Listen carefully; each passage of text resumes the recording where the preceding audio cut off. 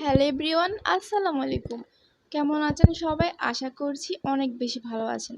তো আজকের রেসিপিতে থাকছে কিভাবে আপনারা পুরো বছর জুড়ে কাঁচা আমের স্বাদ নিতে পারবেন এবং এটার সংরক্ষণ পদ্ধতি কিভাবে রাখলে আপনার আম একদমই নষ্ট হবে না, টাটকা থাকবে। তো চলুন রেসিপিটা শুরু করা যাক। প্রথমে আমি এখানে 4টা আম নিয়েছি। তো দেখানোর জন্য আমি এখানে কিন্তু 2টা আম ইউজ করব আজকের রেসিপিতে। তো এই তো আমি এখানে দেখতে পাচ্ছেন একদম সবুজ টাটকা আমগুলো নিয়েছি। এখন আমি এগুলাকে লম্বাতে সাইজ করে পিস পিস করে কেটে নিচ্ছি। তো যেভাবে দেখিয়ে দিচ্ছি সেভাবে পুরোপুরি করার চেষ্টা করবেন। তো দেখতে পাচ্ছেন এ পর্যায়ে আমরা লম্বাতে সাইজ করে 2টা আমি কেটে নিচ্ছি। তো আপনারা চাইলে বেশি আমও সংরক্ষণ করতে পারেন আপনাদের পছন্দ অনুযায়ী।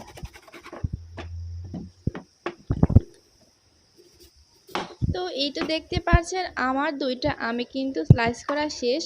তো এ পর্যায়ে আমরা একটা বয়ম নিব, যে বয়মে আমরা সারা বছর জুড়ে এই আমগুলোকে সংরক্ষণ করব। তো আপনারা চাইলে কিন্তু এখানে কাঁচের বয়াম নিতে পারেন। আমার কাছে এমন সাইজের কাঁচের বয়াম ছিল না, বিধায় আমি একটি প্লাস্টিকের বয়াম নিয়েছি।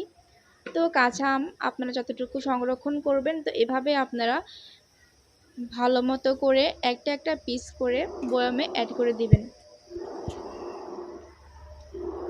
তো আজকের রেসিপিটা কিন্তু একদমই সহজ, যে কোনো একটা বাচ্চা পোলাপানও এই রেসিপিটা করতে পারবে, এটা এতটাই সহজ।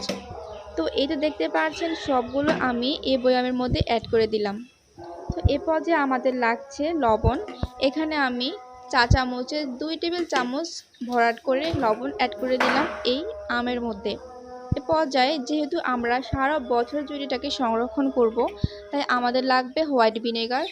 তো আমি কিন্তু লবণও কিন্তু সারা বছর সংরক্ষণের জন্য পারফেক্ট, এবং ভিনেগারও, তাই আমি দুটোই দিলাম যেহেতু এটা সারা বছর থাকবে। তো এ পর্যায়ে যেটা করতে হবে, আমরা 2 টেবিল চামচ ভিনেগার দেওয়ার পরে একদম ফুটন্ত গরম পানি আমি এখানে অ্যাড করে দিলাম। তো ফুটন্ত গরম পানি অ্যাড করে দিলে কিন্তু এটাও কিন্তু আমটাকে নষ্ট করবে না, সারা বছর টাটকা রাখবে এই গরম পানির সাহায্যে। তো কিন্তু এখনই কিন্তু ঢাকনা লাগিয়ে দিবেন না। তো প্রথমে পানিটাকে খুব ভালো মতো নর্মাল তাপমাত্রা আসা পর্যন্ত ওয়েট করতে হবে, যেন এটা সম্পূর্ণভাবে ঠান্ডা হয়ে যায়।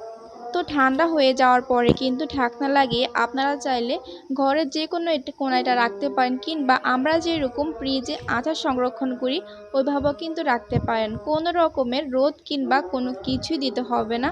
তো অনেকে কিন্তু এর মধ্যে কাঁচামরিচ এবং সরিষা অ্যাড করে, যার কারণে কিন্তু ওটা আমার একদম ভালো লাগে না, কারণ ওইটা কিন্তু এই আমটা কিন্তু বয়ামে সারা বছর থাকবে, এবং এগুলার কিন্তু কাঁচা স্মেলটা কিন্তু এই আমের মধ্যে ঢুকে যাবে। তো সেজন্য আমি একদমই একটা রেসিপি করতে চাচ্ছি। তো যারা কিনা কাঁচা আম পছন্দ করেন তারা কিন্তু এই কাঁচা আম ফুরিয়ে যাওয়ার আগে এটা সংরক্ষণ করুন। তো হ্যালো এভরিওয়ান, ভিডিওটি আপনাদের মাঝে কেমন লেগেছে অবশ্যই কমেন্ট করে জানাতে ভুলবেন না। ভালো লাগলে অবশ্যই লাইক কমেন্ট শেয়ার করবেন। তো ভালো থাকবেন সবাই, আল্লাহ হাফেজ, আসসালামু আলাইকুম।